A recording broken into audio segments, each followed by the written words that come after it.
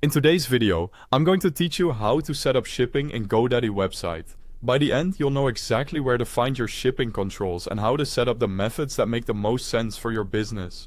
Whether you ship nationwide, locally, or offer pickup. Start by signing into your GoDaddy account and opening your website's dashboard. From here, expand the store section and choose settings. In the settings area, look for shipping and click it. This is where all of your delivery options live and where you'll add, edit, or remove methods as your business needs change.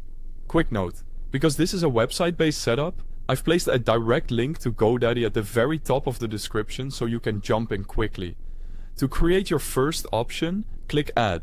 You'll see choices like free shipping, flat rate, local delivery, and in-person pickup.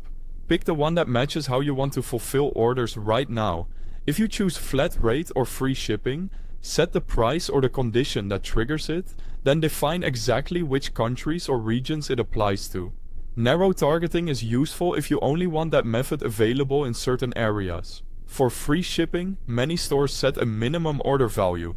Use the condition field to control that and protect your margins. If you prefer weight-based or carrier-calculated rates, make sure your products have accurate dimensions and weights.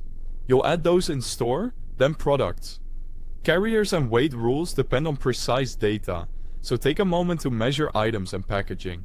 Enter the typical box size you use and keep it consistent. That way, your checkout will calculate shipping costs correctly and your customers won't be surprised at the final price. For local delivery or in-person pickup, set your service radius or specific zip codes and choose the pickup location that customers will see. Clear instructions help here. Things like pickup doors, signage, or time windows.